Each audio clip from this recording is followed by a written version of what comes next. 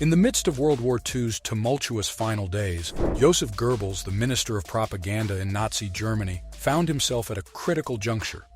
This is the story of his rise to prominence, the pivotal role he played in Nazi propaganda, and the harrowing decisions he made in the bunker, marking the dark chapter of his life.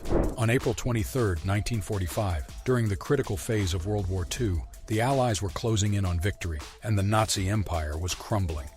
Joseph Goebbels, the Minister of Propaganda, found himself in a bunker with his family, Hitler, and other high-ranking officials, witnessing the collapse of their regime.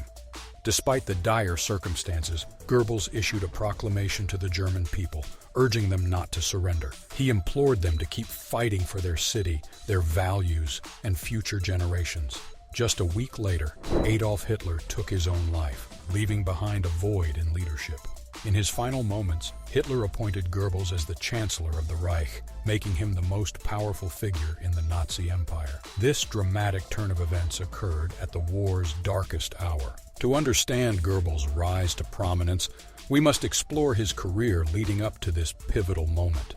Joseph Goebbels was a key figure in the Nazi Party, known for his skills in propaganda and manipulation. He played a crucial role in shaping the Nazi narrative, spreading their ideology, and rallying support for the regime. His ability to control information and influence public opinion made him an indispensable asset to the Nazi leadership. As the war entered its final phase, Goebbels faced a dire situation. The Allies were closing in on Berlin, and the Nazi Empire was on the brink of collapse. Faced with this grim reality, Goebbels pinned all his hopes on a single strategy. He penned a letter, which he believed held the last chance for the survival of the Third Reich. This letter was a gamble, and its success was the regime's last glimmer of hope. If it failed, Goebbels and his family would be left with no options but to face the inevitable. In those fateful days, the pressure on Goebbels must have been immense.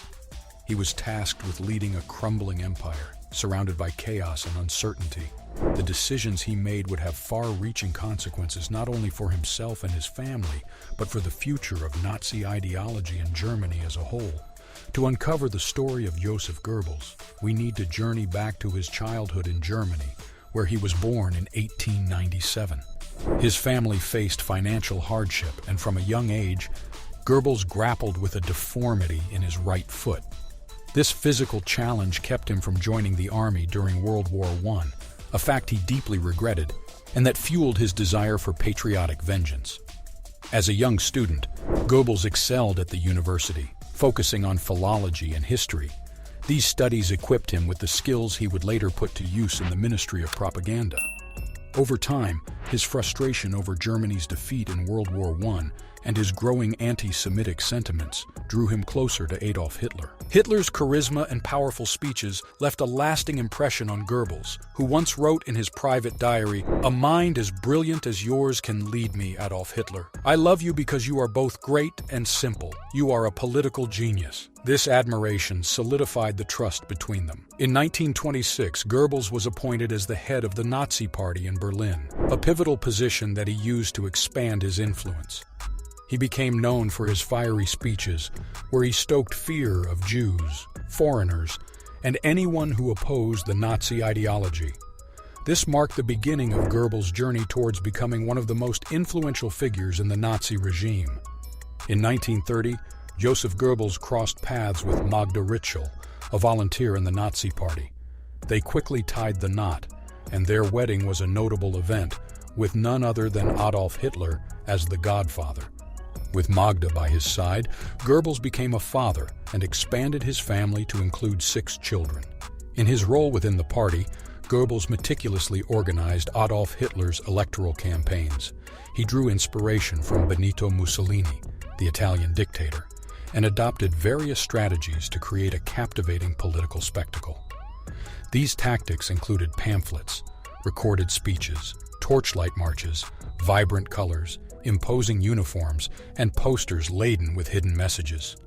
Goebbels' dedication paid off, and when Hitler rose to power, Goebbels was appointed as Germany's Minister of Propaganda. The Ministry of Propaganda had a clear mission: to oversee and shape Germany's cultural life in line with Nazi ideology. This meant promoting discrimination against Jews and censoring any books or newspapers critical of Hitler. Those who worked under Goebbels often described him as impulsive and unpredictable.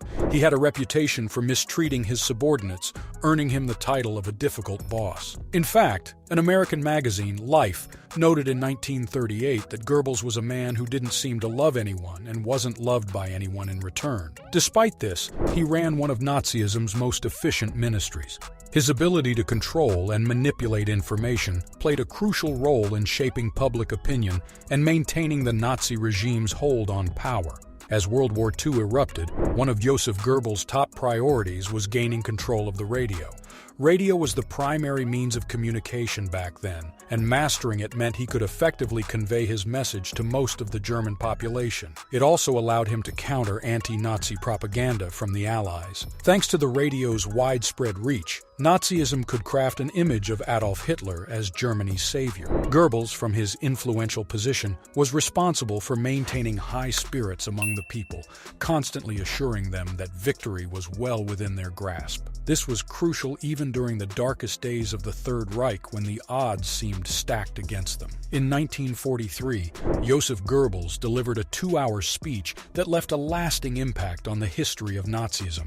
During this speech, he made a striking call for total war. What did total war mean? It meant that every effort had to be put into the war effort. This included shutting down factories that weren't producing weapons, getting women to work in war-related industries, and even conscripting men who had previously been deemed unfit for military service. Although Goebbels' speech was met with applause and positive reception from the people, Hitler, who held the ultimate authority, wasn't keen on fully embracing this idea just yet. He believed that such drastic measures were not necessary at that moment in the war. As World War II took a dark turn, the situation for the Third Reich became increasingly dire. The Allies were getting closer and closer to Berlin, and in a desperate move, Hitler, along with his top officers and their families, sought refuge in an underground bunker. In this critical moment, Hitler appointed Joseph Goebbels as the Minister for Total War. But sadly, it was too late. Germany was in ruins, and defeat seemed inevitable. At this juncture, Goebbels suggested the idea of negotiating a surrender, realizing that the war was lost. However, Hitler staunchly refused, firmly declaring that he would never be captured alive by the enemy. Joseph Goebbels, ever loyal to his leader, made a fateful decision to remain in the bunker along with his family. By this time, his wife Magda and their children were with him. Sadly, Magda was not well. The stress and turmoil of the times had taken a toll on her.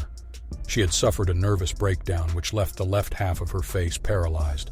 These were incredibly challenging and distressing moments for the Goebbels family, trapped in the heart of a crumbling Berlin. The decision to stay in the bunker was one of great consequence. It meant that Goebbels, his wife, and their children were resolved to share the fate of the Nazi regime, even as its downfall appeared inevitable. Their loyalty to Hitler and the cause was unwavering, despite the grim reality that surrounded them. The world outside was witnessing the final days of the Nazi regime, and within the bunker's walls, a somber atmosphere of desperation prevailed. On April 23rd, Joseph Goebbels issued a proclamation urging the people of Berlin to resist the Allied invasion. However, deep down, it was evident to everyone that the war had taken a disastrous turn. After Hitler's suicide, witnesses say that Goebbels fell into a deep depression. Despite his despondency, he made one final attempt to salvage the Third Reich from complete destruction. In a last-ditch effort, Goebbels penned a letter in which he requested a ceasefire from the Russian general, Vasily Chuikov, with the aim of negotiating Germany's surrender on terms that were as favorable as possible under the dire circumstances. Unfortunately, when this message reached General Chuikov, he promptly rejected the proposal. On May 1, 1945, Joseph Goebbels became convinced that the war against the Allies was lost. When other officers urged him to join them in an attempt to escape, the new chancellor was resolute. The captain must never leave the ship. "I will stay here with my children, and with a leg like mine, it is impossible to run away." It was at this moment that Goebbels and his wife, certain that they had no future and facing imminent capture by the Allies, made the harrowing decision to put their children to sleep with morphine and then end their lives with cyanide. To them, this dreadful choice seemed preferable to falling into the hands of the enemy. After making this heart-wrenching decision, they went to the garden of the Chancellery and ingested cyanide pills. Goebbels gave orders that once the poison began to take effect, a group of soldiers would administer a coup de grace to end their suffering. This marked the tragic end of the life of one of the most notorious figures of the Third Reich. Joseph Goebbels' life journey, from his early struggles to his pivotal role in Nazi propaganda, culminated in his tragic end in the bunker. Despite his unwavering loyalty to Hitler, the final days of the Third Reich saw desperation and despair. Goebbels' choice to end his life marked a poignant chapter in the dark tale of World War II. Don't forget to hit that like button, subscribe to our channel, and share your thoughts in the comments below. Your support means the world to us, and it helps us keep bringing you more great content. Thanks for being part of our community.